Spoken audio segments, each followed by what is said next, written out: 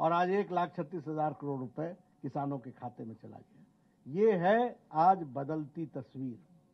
6 गुना किसान का बजट बढ़ गया, 6 गुना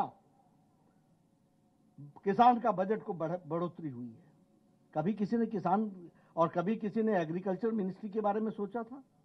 अगर मैं प्रधानमंत्री किसान फसल बीमा योजना के बारे में बात करूं तो 83 लाख फार्मर्स को इससे लाभ मिला है और लगभग 5 लाख करोड़ रुपए इसमें किसानों के खाते में गए हैं।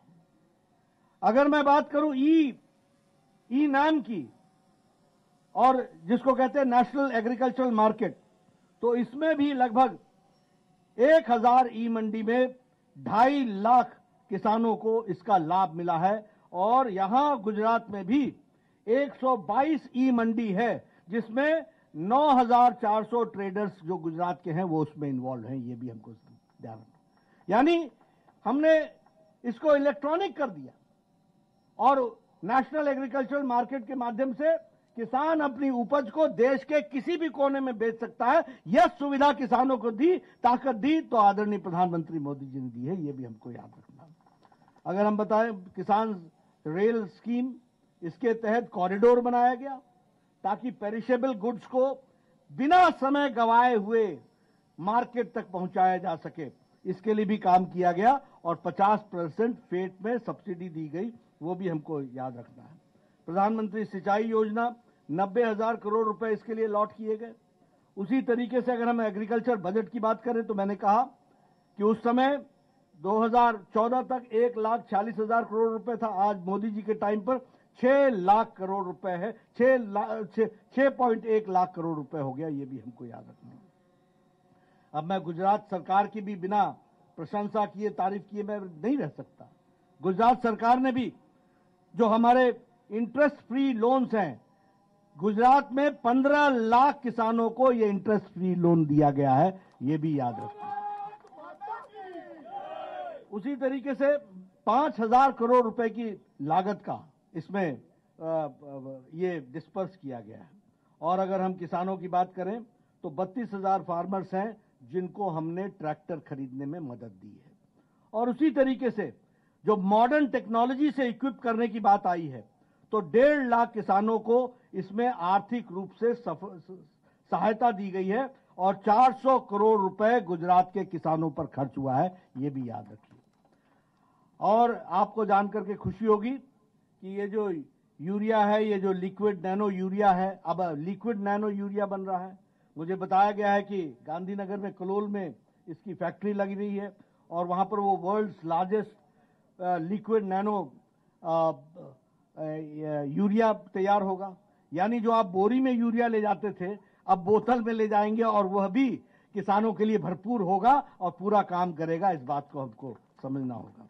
उसी तरीके से 1.5 लाख चेक डैम्स यहां बनाए गए हैं, यानी छोटे छोटे डैम बना करके आपने वाटर का रिचार्ज भी बढ़ाया है और उसको आगे बढ़ाने के लिए हर तरीके का काम किया है।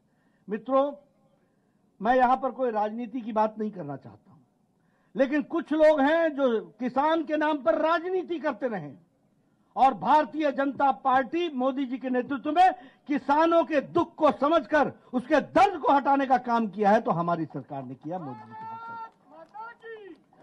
और हम दावे के साथ कह सकते हैं, मैं यहां खड़ा हुआ हूं, अभी CR पाटिल जी आएंगे तो वो बताएंगे, संगानी जी आएंगे वो बताएंगे, राजकुमार चाहर जी आएंगे वो बताएंगे, हमारे हितेश पटेल आएंगे तो वो बताएंगे। ये भारतीय जनता पार्टी का ही नेता है जो छाती ठोक करके जनता के सामने जा सकता है और बोल सकता है कि हमने आपके लिए काम किया।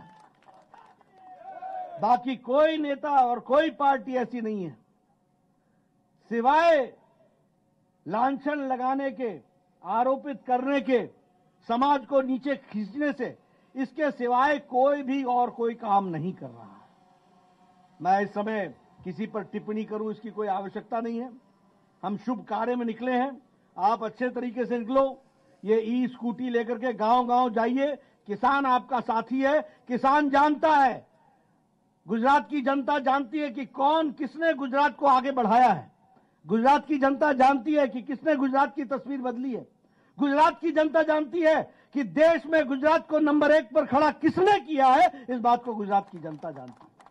मेरा आपसे निवेदन है कि आप सारी बातों को लेकर के जनता के बीच में जाएं, जनता आपका इंतजार कर रही है, जनता आपको आगे लेकर के चलना चाहती है। आप उनके साथ चलें।